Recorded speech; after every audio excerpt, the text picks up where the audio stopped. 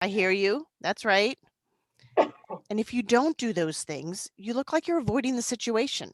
So we need to give that angry customer the body language clues that we're there to help, that we actually want to be trying to help resolve their problem. Step number 2, sincerely apologize. No excuses, sincerely apologize. And this is where we so often want to be defensive and fight for our integrity, but it's just not worth it. We have to let that part go. Now, we don't have to accept blame, but you can still apologize without accepting that blame. Because actually, we are sorry. You're sorry they had that experience. You're sorry they're so upset. Or maybe you're just sorry that you're standing there having that conversation right now. Whatever the reason is, apologize. And we want to do these 2 steps back and forth until your customer calms down.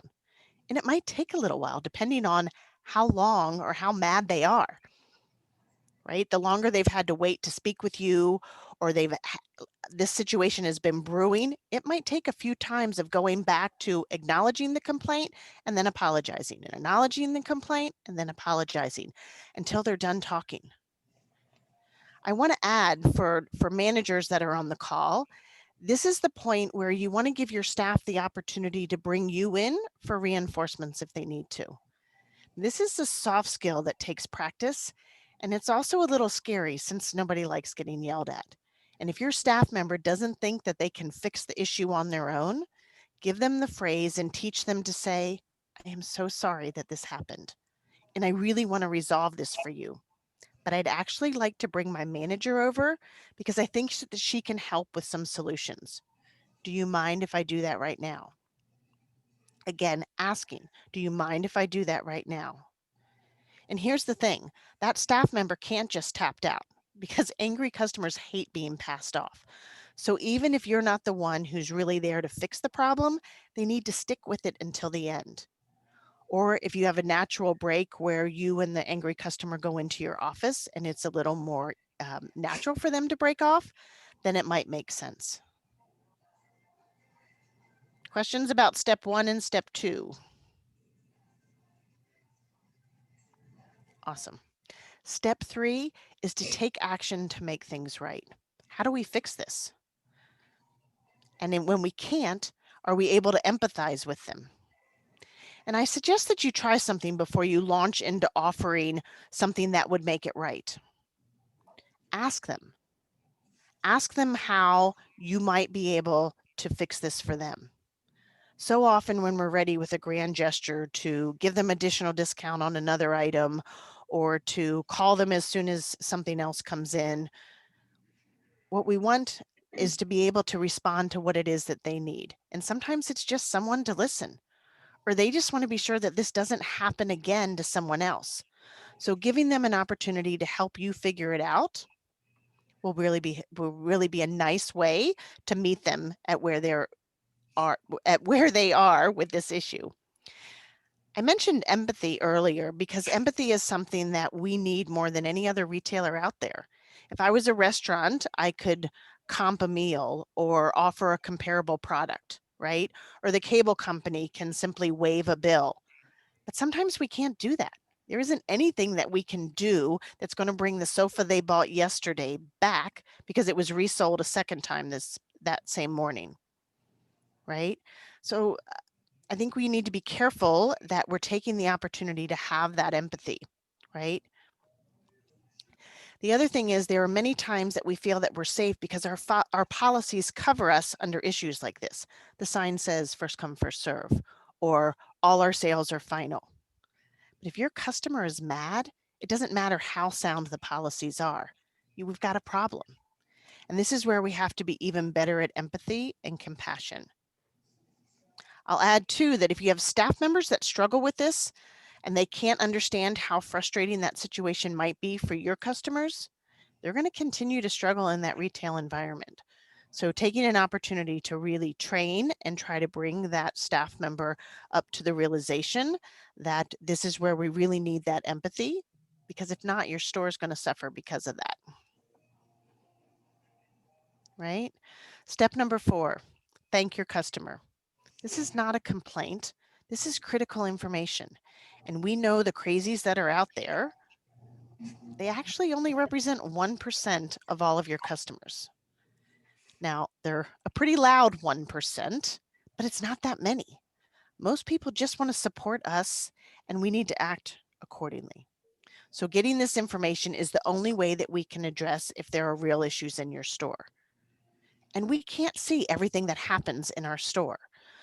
It's not always about our perception of whether or not you're seeing a good or a fair or an equitable operation within your store, right? This is coming from their perspective. So in the opinion of your customers, where are we with our customer service? And we need to listen and thank them, because complaining isn't fun for everyone.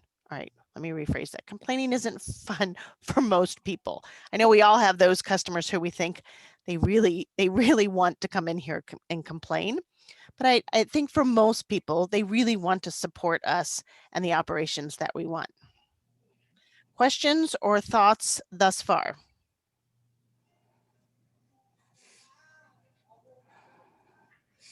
Anything out there? Carrie, I have a fifth step that I think is important to help us as we're handling situations and in our store operations. And the fifth one is to document the complaint. We want to prevent this from happening again and to eliminate perceived issues. So is that a complaint about lumber prices, and it was Joe complaining for the third time this week, and he complained 4 times last week? Or is this someone else that may really be addressing something that you need to make alterations to in your operation? And it doesn't have to be anything any more special than a coiled notebook that you keep beside your register, but getting everyone in your store in the habit of writing down issues so that they can be addressed, or in the very least shared with management. So I know this is a pretty broad overview of what to do, but to recap, we're going to acknowledge the complaint, sincerely apologize, go back and forth, acknowledge, apologize, until we're in a position where we can take action to make those things right. Thank the customer, and then document that complaint. Right? How easy does a system like that sound to implement in your store? Training your staff to be able to follow those steps. Thoughts? Anyone want to come off mute and add comment? Susie, I was just going over some of this with my staff, and I think we just need a notebook, so it's pretty easy. Well, and in the midst of your busy day, it just sounds like one more thing. But when you really start pulling the issues out to identify, this is the 4th time this month that we've sold an item twice. Maybe we need to relook at sold and holds, or what we're doing with items once we've sold them. And it really gives you an opportunity to look at the cause, right? The cause of what's driving this, and how we respond to that is different. That customer service and giving your staff members an opportunity to listen and hear our customers out, because so often it's so easy to say, but the sign says we don't do that. Yeah, great point. And these steps are helpful. I think it's I want to write this up so that I can just review it with them and remind them, and we can practice it. I have a worksheet that I'll give to Carrie. Maybe she can send out to all of you so that you have access to that. And these 5 points so that you can work with your staff on working with that. Awesome. So what kind of customer service issues are going on in your store?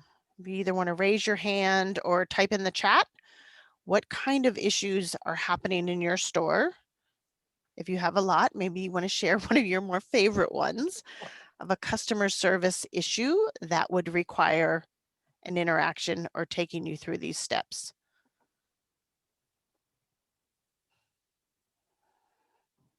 Anyone have a customer service? Maybe it's not a nightmare. Maybe you handled it brilliantly. If you want to either type in the chat or come off of mute and share with the group. Hey, Susie, it's Jim from DuPage. Hi, Jim. We had quite a few issues with the items being purchased and not picked up on time, and then ended up back on the floor.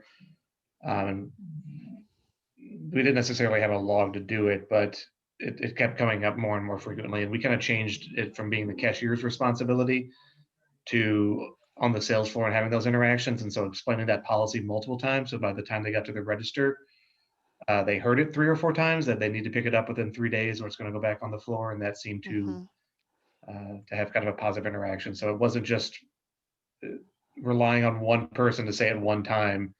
It was signs in the store, signing forms, but also making it part of the sales process of like, hey, how are you going to pick this up? One thing that we continue to struggle with, and I'd love to hear your thoughts on it, was like the COVID related stuff and not being able to load and unload vehicles, and just the frustration that people are showing with that. And we try to explain as best we can, but we still get yelled at on a fairly regular basis. Yeah. Interesting. So I want to go back to the first instance that you shared, because I think you brought up a couple things that are really good, because customer service is more than just about how we respond to a problem, right?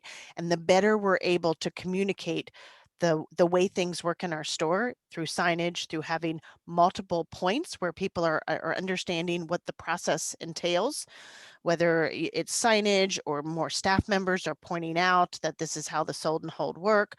All of those go into sort of setting that stage and hopefully preparing the customer so it's not a surprise when that happens. So I think that's all good customer service, and having the right signage and training your staff members is all part of that, and that improves the overall experience, which thus improves your customer service. So I think those are really great points, and really following through with that.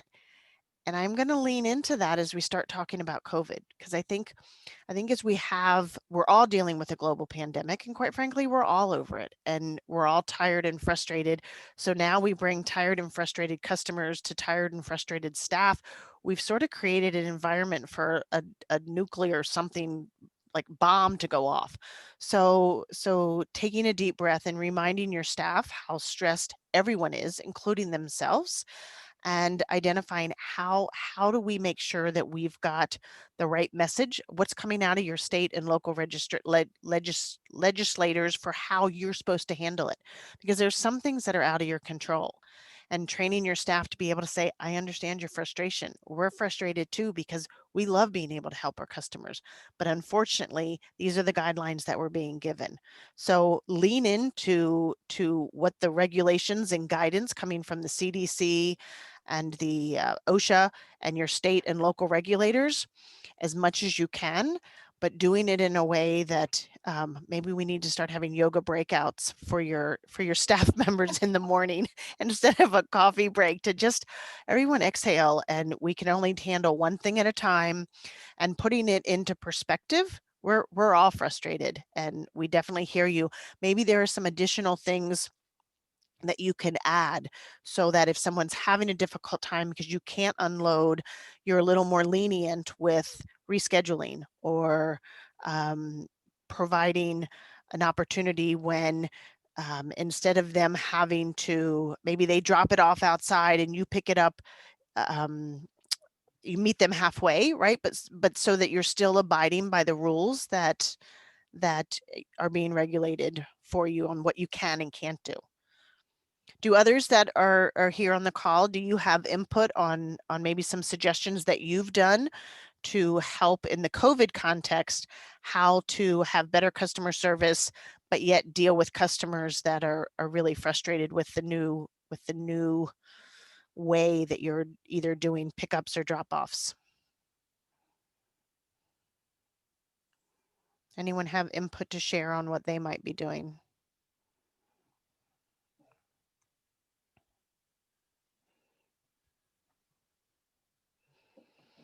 Maybe together we can brainstorm a little bit and talk about, in addition to new signage, has anyone added signage to their store that might specifically address the things you will be able to do and you won't be able to do in your store?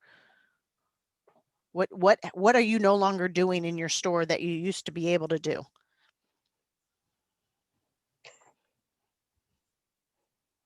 Anyone no longer going inside of homes to do pickups? Decatur doesn't. We don't go inside of homes to do pickups. We limit the number of people inside of the store. Mm-hmm. Mm-hmm. And I think when we have restrictions or regulations that are coming from up here, right? It's I didn't make the rules. We're just trying to enforce them. And you want to be compliant. We need to follow CDC guidelines.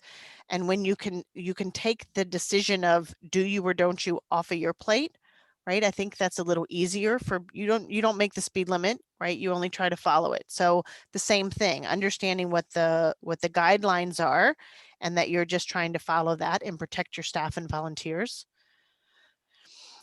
And I think there's a way we market that we share that message that's a little more customer friendly. And for those of you that have been to Restore You, we talk about the messaging that we use, right? Instead of saying cash only, right? We say we no longer accept or do not enter the back room. And we have all those scary signs that try to keep people out of the back. And instead we put a sign up that says staff only, right? So I think in the same context, how do we have messaging that shares we can't go inside of homes, right? So maybe when you're the scripts, when you're working with scheduling a call, maybe for someone that's trying to do a donation, unfortunately, we are no longer able to go inside of homes. Are you able to have that item outside at ground level for our pickup team? As I think everyone's trying to normalize where we are, and that breaking point for our customers and our staff is going to come at different points. So trying to have a little bit of grace around understanding that everyone's just really stressed with this. Yeah. Jim, did that help you at all? Yeah, it did. It's been a tough one. Like as much signage as we put up, it's still explaining it, and I like the idea of a yoga break. Well, add in the that to- very least, yeah, maybe that. I'm sorry. Go ahead. I say we tend to fill a lot of sugar and carbs around here, but maybe stretching and breathing should be something too. I heard the other day a store has a dance break, right? And a good song comes on and they blare it wherever they are in the aisle, just to keep things fresh and fun. And it's hard for everyone right now. And we definitely have added to our list of challenges, especially with customer service and trying to keep our stores safe and follow protocol. Awesome. Anyone else have a customer service issue? Yeah, so I've got a couple of questions in chat, and then I have one Q&A that I wanted you to answer live. But Chad Hoffman's got a couple of questions. Chad's the executive director at the Champaign affiliate. So he says, we've turned off our automated scheduling software due to COVID, and we talk to each pickup to ensure they know our new policies on the front end. So that's one of the ways Champaign is kind of managing COVID. His question is there an easy way to hear what our customers think about customer service? The one that immediately comes to mind, and if anyone that's on the call has an additional suggestion, type it in the chat or come off or maybe raise your hand. The one that immediately comes to my mind is a suggestion box. And it's one of those things that is like, do I really want to know what they think? And once I felt like I had more control in my store, I actually put up a suggestion box. And believe me, if you ask them, there will be people that share. And keeping in mind, the really angry folks, people don't talk when everything's fine. It's when either something made them really mad or they feel like something hasn't been fair to them. But I thought a suggestion box was better than them going to social media. But I would definitely keep your pulse on what's happening in your social media feeds, making sure that people aren't sharing bad experiences. Putting up a suggestion box and then also responding in a way, because remember when I was walking through those 5 steps, I shared every business has bad things that happen to them, but it's how you handle them that really separates you apart. So having that empathy, having that understanding, saying you're sorry, and dealing with it in a way that by the end the customer feels like, I get it, it was wrong, but I appreciate that you handled this in a way that I feel okay now. Did anyone else, Carrie, have a suggestion on what they were doing? Yep.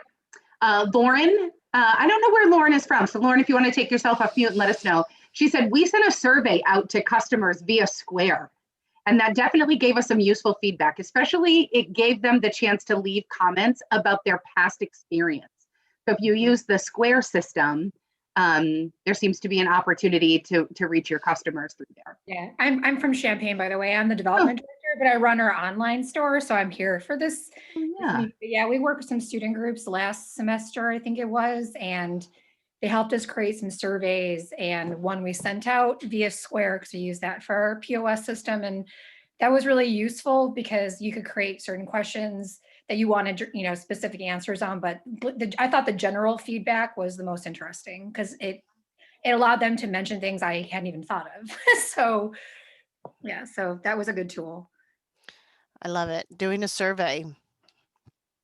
My preference would be anything that keeps them off of social media, sharing a bad experience. So Susie, I have one question in the Q&A. So we're at 2:30. I've seen a couple of people drop off already. So if you've got to go, if you scheduled at 2:30, thanks for joining us. We'll see you again next month. Otherwise, Susie's available to stay and talk for a little bit longer. So the question in the Q&A, and I'm actually really interested to hear your answer to this. What is the most effective process to train volunteers to provide outstanding customer service? I think the most effective is a staff member or a volunteer will never give better customer service than they receive. So from the very get-go, you have to start with setting that bar with your staff and yourself with how you're interacting with volunteers and setting that stage. And I would also recommend, there's a 2-minute training that we offer. It's in Restore You, and I'm getting ready to do a session on it. I think there even might be a recording on it. And if there is, I'll find it and send it to you. But it's a script that every single person that comes into your store, if you don't set the level of expectation for your staff and your volunteers, being nice isn't a goal that anyone can follow, because your definition of nice and my definition of nice are just two different things. So we have to call out a little more clearly, what does nice mean, right? What do you expect? And in retail terms, sometimes we refer to that 10-4 or that 20-20, right? Within 10 feet, I'm visually acknowledging, and 4 feet, I'm verbally acknowledging a customer. And if you have those kind of stipulations in your store, making sure your volunteers know. So we have that 2-minute training that will walk them through, this is how we do customer service in our store, because it's just that important. And some people say, wait a minute, you want us to train every volunteer that comes through the door? My answer would be yes, right? They can do a lot of damage in a 2-hour shift. So taking 2 minutes to make sure that they understand just how important it is to you and your store is a good way to really set that stage. Thank you. That's a great answer. I don't have anything in the chat or in the Q&A. Does anybody have any additional questions for Susie related to customer complaints or any other general Restore questions? Kelly from my affiliate in Rockford says, we greet all drive-ups with thank you for coming. What can we do for you today? Kelly, I love that. And it sort of reminds me, there's a reason why I pay twice as much for a chicken sandwich and go to Chick-fil-A, because it's always their pleasure to serve me.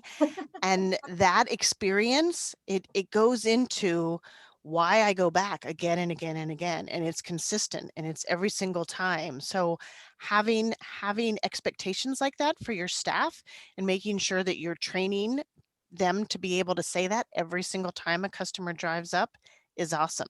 And if your store isn't at that place yet, maybe figure out where you start, right? We now smile at every single customer, and because you're not going to go from a level 1 customer service to a level 10 overnight, right? Like what is a good expected level of improvement, right? So we're going to start with, we're going to smile, and not because I tell you to, and it's not just important to me, right? Because I very often hear people say, I'm just like smiling's not my thing.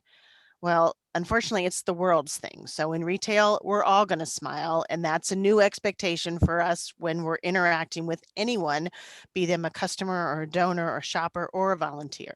So setting those expectations, but start realistically and take baby steps, but keep moving, right? Don't stop with the smile, then go to warm gestures or kindness on pointing out which aisle you might have things located in.